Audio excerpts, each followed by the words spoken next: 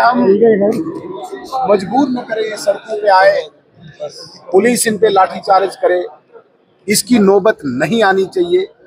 और हमें विश्वास है कि प्रशासन आज के इस आंदोलन के बाद सतर्क होके फायर एंड इमरजेंसी सर्विसेज के एस्पायरेंट्स को कोई न कोई खुशखबरी देगा, उनके साथ न्याय करेगा, उनके साथ इंसाफ करेगा। सर, आरएस पठानिया साहब उन्होंने वॉकआउट किया, उसके विषय में क्या कहेंगे? देखिए, स्पीकर असेंबली जो है वो एक बाइस्ड, एक पार्टी के वर्कर की भांति असेंबली को चला रहे हैं। भारतीय जनता पार्टी के जितने भी विधायक क्वेश्चंस देते हैं, सरकार को वो बचाना चाहते हैं और इसलिए भारतीय जनता पार्टी के विधायकों के क्वेश्चन भी नहीं लगने देते हैं। आज पठानिया साहब का क्वेश्चन आया था, जानबूझ के स्किप कराया गया और उस विरोध में पठानिया साहब ने वॉकआउट किया। लेकिन ये केवल आरएस पठानिया का मुद्दा नहीं है, ये पूरी अपोजिशन का मुद्दा है। हालांकि ट्रेजरी बेंचेस के एमएलए हैं, उनकी सरकार है, उन्हें पूछने की कोई आवश्यकता नहीं। आप जाओ अपने चैम्बर में मिनिस्टर से पूछ लो, अपने चीफ मिनिस्टर से पूछ लो। लेकिन जानबूझ के स्पीकर ट्रेजरी बेंचेस के जो एमएलए हैं उनके क्वेश्चन ज्यादा लगाता है ताकि सरकार आंसरेबल न हो, ताकि सरकार जवाबदेह न हो, सरकार को बचाया जाता है।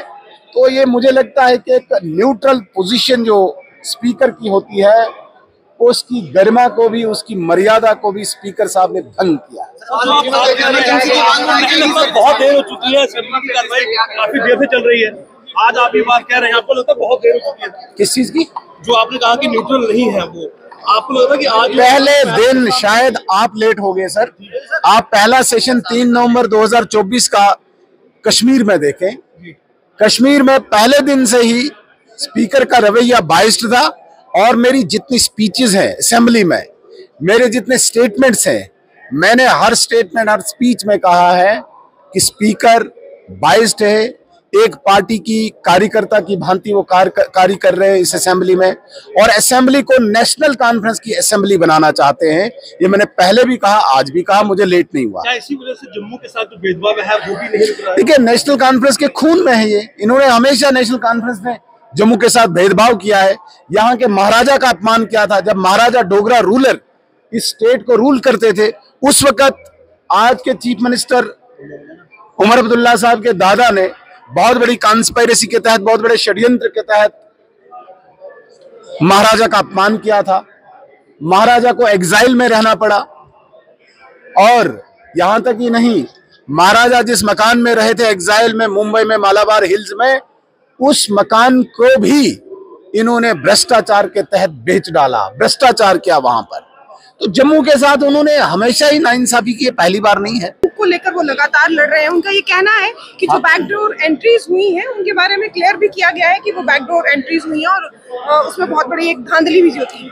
नीतू जी, आपने बहुत ही जेन्युइन क्वेश्चन उठाया है, इसमें कोई शक नहीं है। फायर एंड इमरजेंसी सर्विसेज जो अपने हक और अपने इंसाफ के लिए लड़ रहे हैं, आज मजबूरन वो सड़क पे उतरे और आंदोलन की शक्ल में उन्होंने बाहर प्रदर्शन भी किया है।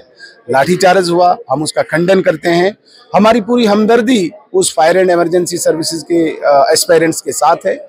चूंकि ये केस जो है वो सब जुडिस है, मैं विश्वास रखता हूं प्रशासन से, मैं विश्वास रखता हूं एडमिनिस्ट्रेशन से कि इमीडिएटली इनकी इस जेन्युइन डिमांड को एड्रेस किया जाना चाहिए।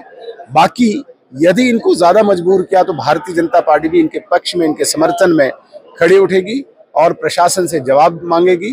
कम से कम इनका जो पक्ष है वो हम रखेंगे। इनके साथ न्याय होना चाहिए, इनके साथ इंसाफ होना चाहिए।